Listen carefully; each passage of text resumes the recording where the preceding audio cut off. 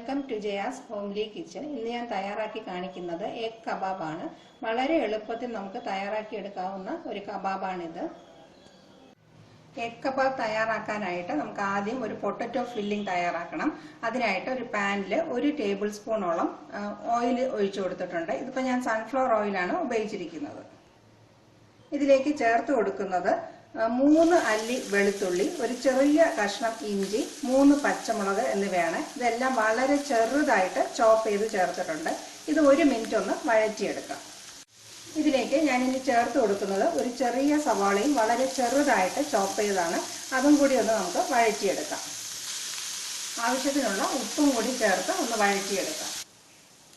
സവാള ഒന്ന് വാടി വന്നിട്ടുണ്ട്. ഇതിലേക്ക് ഞാൻ ചേർത്ത് കൊടുക്കുന്നത് മീഡിയം സൈസിലുള്ള 3 ഉരുളക്കിഴങ്ങ് നന്നായിട്ട് വേവിച്ച് തൊലി മാറ്റി ഒന്ന് ഉടച്ചെടുത്തിരിക്കുന്നതാണ്. ഒട്ടും കട്ടകളില്ലാത്ത രീതിയിൽ തന്നെ ഉടച്ചെടുക്കാനായിട്ട് ശ്രദ്ധിക്കുക. ഇതും കൂടെ സവാളയുടെ കൂടെ ചേർത്തൊന്ന് വഴറ്റിയെടുക്കാം. ഇതിലേക്ക് 1/4 ടീസ്പൂൺ മുളക് പൊടി, 1/4 ടീസ്പൂൺ മഞ്ഞൾപ്പൊടി, 1/4 ടീസ്പൂണോളം ഗരം മസാല പൊടി എന്നിവയും കൂടെ ചേർത്ത് കൊടുത്തിട്ടുണ്ട്. ഇപ്പൊ ഈ മുളക് പൊടിയുടെ കളർ വേണ്ട എന്നുള്ളവർക്ക് ജസ്റ്റ് ഇങ്ങനെ മഞ്ഞയായിട്ട് പച്ചമുളകിന്റെ എരിവ് മാത്രമായിട്ട് വേണമെങ്കിലും തയ്യാറാക്കാവുന്നതാണ്. ജസ്റ്റ് ഒരു കളറിന് വേണ്ടിയിട്ട് ഞാൻ കുറച്ച് മുളക് പൊടിയും കൂടെ ചേർത്ത് ഇത് നന്നായിട്ടൊന്ന് വഴറ്റിയെടുക്കുകയാണ്. പൊടികളുടെ പച്ചമണമെല്ലാം നന്നായിട്ട് മാറിയിട്ടുണ്ട്. ഈ സമയത്ത് ഞാൻ ഗ്യാസ് ഓഫ് ചെയ്ത് കൊടുക്കുകയാണ്. കുറച്ച് മല്ലിയില ഞാൻ ചേർത്ത് കൊടുക്കുകയാണ്. തികച്ചും ഓപ്ഷനാണ്. അതിന്റെ ഫ്ലേവർ വേണ്ട എന്നുള്ളവർക്ക് അത് ഒഴിവാക്കാം. പകരമായിട്ട് വളരെ ചെറുതായിട്ട് കൊത്തിയരിഞ്ഞ കറിവേപ്പില വേണമെങ്കിലും ചേർത്ത് കൊടുക്കാം. ഇനി ഇതും കൂടി നന്നായിട്ടൊന്ന് മിക്സ് ചെയ്തെടുത്തിട്ട് നമുക്ക് ഈ പൊട്ടറ്റോ ഫില്ലിങ് നന്നായിട്ട് തണുക്കാനായിട്ട് മാറ്റിവെക്കാം. ഉരുളക്കിഴങ്ങിന്റെ കൂട്ട് നന്നായിട്ട് തണുത്തിട്ടുണ്ട്.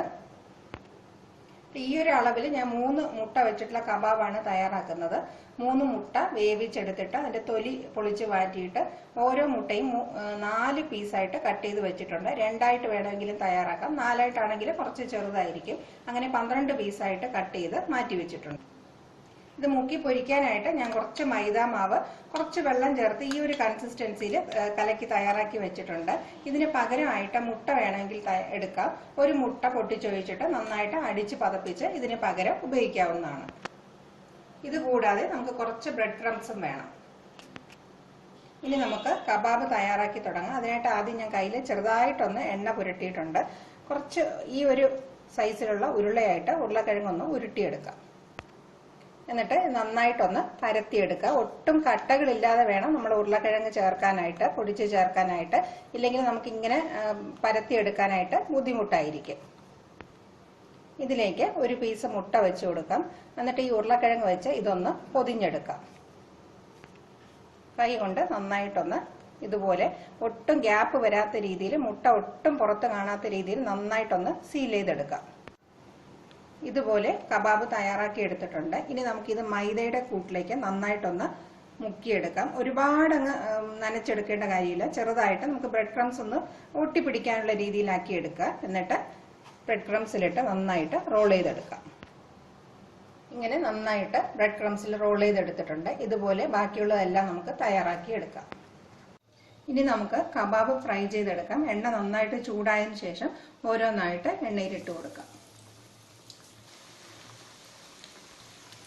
മീഡിയം ഫ്ലെയിമിൽ വെച്ച് ഫ്രൈ ചെയ്തെടുക്കുക. ഹൈ ഫ്ലെയിമിലോ ലോ ഫ്ലെയിമിലോ വെച്ച് ഫ്രൈ ചെയ്യാതിരിക്കുക. ഒരു സൈഡ് ഒന്ന് ചെറുതായിട്ടൊന്ന് മൂത്ത് വന്നതിന് ശേഷം നമുക്കിത് തിരിച്ചിട്ട് കൊടുക്കാം. ഇനി നമുക്കിത് തിരിച്ചിട്ട് കൊടുക്കാം. നല്ല ഇളം ബ്രൗൺ കളറായിട്ട് വന്നിട്ടുണ്ട്. ഇനി നമുക്കിത് എണ്ണയിൽ നിന്ന് കോരി മാറ്റാം. അങ്ങനെ വളരെ ഈസിയും ടേസ്റ്റിയായ എഗ് കബാബ് തയ്യാറായി കഴിഞ്ഞു. എല്ലാവരും ഇത് തീർച്ചയായിട്ടും ഒന്ന് ട്രൈ ചെയ്ത് നോക്കുക. Thank you for watching my video.